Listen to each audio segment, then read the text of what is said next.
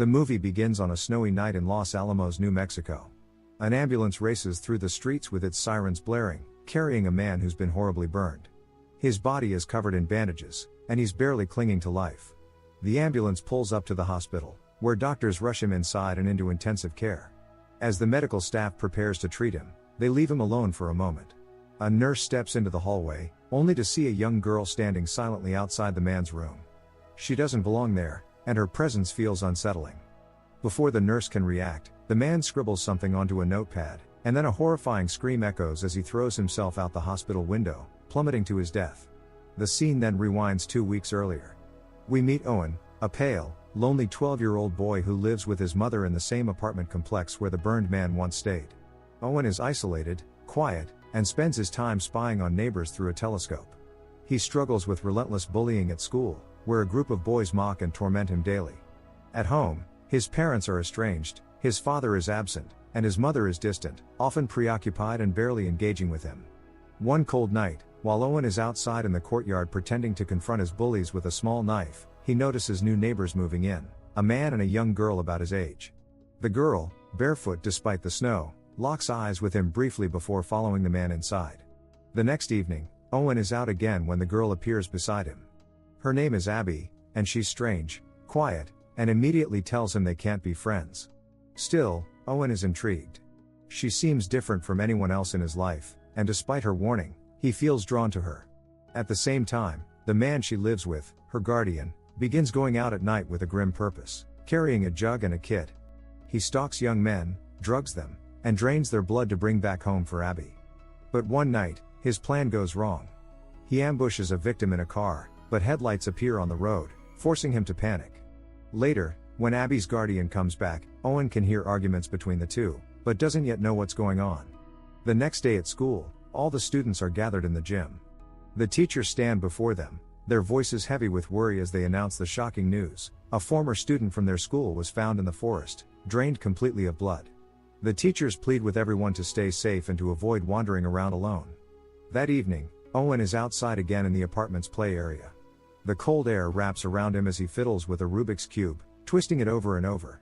Abby appears out of the shadows and joins him at the jungle gym.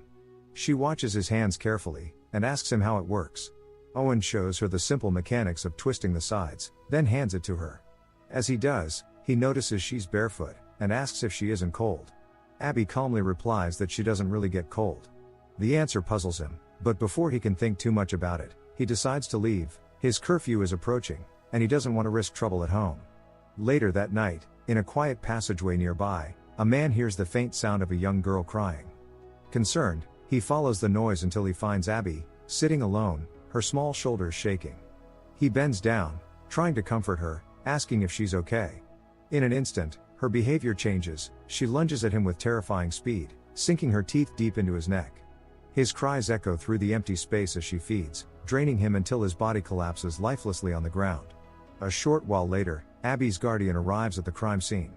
He drags the corpse away, and hauls it to a frozen river. Without hesitation, he shoves the body beneath the ice, letting the current take it away to erase all traces. The following morning, Owen steps outside and finds something resting on the jungle gym. It's the Rubik's Cube he lent Abby. But this time, every side is perfectly completed. Owen stares at it in disbelief, turning it over in his hands, impressed at how quickly she solved it. He carries it to school, still amazed at how quick of a learner Abby is. That evening, Owen finds Abby sitting at the jungle gym again. He walks up to her with the Rubik's Cube in hand, still astonished that she managed to finish it. He asks her how she did it so quickly. Abby just shrugs, saying she twisted and twisted until it was done. Her answer is casual, but it leaves Owen curious. After a pause, he asks how old she is. Abby looks him in the eye and tells him she's 12. Hearing that, Owen relaxes. He smiles and says that since they're the same age, they should be friends. Abby agrees softly, and for the first time, a real connection forms between them. The following day at school, Owen heads into the restroom. The silence doesn't last long before his bullies come in. Without warning, one of them strikes him hard across the face, the blow leaving a cut that will turn into a scar. Owen winces, holding his cheek, but the bully leans closer, as he warns Owen not to report what happened. If he does, the punishment will be worse. Owen stays quiet, swallowing his fear. That evening, Owen meets Abby again at the jungle gym. He has something special for her, a set of codes written down, a way they can communicate through the walls of their apartments when they're home. Abby looks at the paper intrigued. Then she notices the mark on his face. She asks him where it came from, and Owen admits it was his bullies. Abby's expression hardens. She tells him he has to defend himself, but Owen shakes his head, explaining that he's too afraid. Abby studies him for a moment, then promises that one day she'll help him. The following evening, Owen takes Abby somewhere new, an arcade buzzing with flashing lights and sounds. Abby looks around with wide eyes, clearly unfamiliar with the place, as if she's never been in one before. Owen shows her the games, enjoying her reactions, then buys her a small bag of sweets. When he offers them, Abby politely declines. The refusal makes Owen's face drop, guilt flashing across him like he's done something wrong. Abby notices and, not wanting to hurt his feelings, decides to take one piece and eat it. For a moment, everything seems fine, but soon her body rejects it violently. She stumbles outside, vomiting and growing weak. Owen follows quickly, worry etched across his face. He gently wraps his arms around her, trying to comfort her. Abby freezes at first, realizing from his touch that Owen might feel more for her than just friendship. As she rests against him, her mind drifts, torn between the warmth of his affection and the heavy truth she hides. She begins to wonder if she should reveal her true nature to him or keep it buried. Later that night, Abby returns home and finds her guardian preparing to leave. He gathers tools for another hunt, his face worn with exhaustion. Abby can see it, he no longer wants this life, but he continues for her sake. His eyes betray the weight of his role, a caretaker forced to kill so she can survive. Not long after, the guardian identifies his next target. He hides in the back seat of a car, waiting silently. When the unsuspecting man enters and drives off, he doesn't notice the presence behind him. The car rolls into a gas station, and as soon as it stops, the guardian strikes. He slips a bag over the man's head, suffocating him, then takes control of the vehicle and speeds away. But his plan doesn't last long. The car swerves out of control and crashes violently, flipping over. Metal groans as the vehicle settles upside down, smoke hissing into the night. Nearby people rush toward the wreck, shouting for help. Pinned and dazed, Abby's guardian realizes his fate. If the authorities connect him to Abby, everything will unravel. Desperate, he pulls out a bottle of acid he had prepared, knowing there's only one way to protect her secret. With trembling hands, he pours it over his own face. His skin burns and smokes, his screams piercing the night, but the acid destroys any chance of identifying who he really is. Elsewhere, back in Abby's room, the radio plays faintly in the background. The announcer's voice cuts in, reporting the strange case of a man who poured acid onto his own face after attempting to abduct a young man. Abby's eyes widen with recognition. She knows exactly who they're talking about, her guardian. Without hesitation, she leaves her apartment and heads for the hospital. Inside, she approaches the front desk and softly asks to see her father. The clerk checks the chart, then tells her he's on the 10th floor. Abby nods politely, then walks out and climbs up the wall to his room. When she enters his room, the sight of him is heartbreaking. His face is destroyed by acid, his body covered in bandages, barely clinging to life. He turns to her, his voice weak and strained, and begs her to end it. Abby stands frozen, pain written across her face, before finally giving in.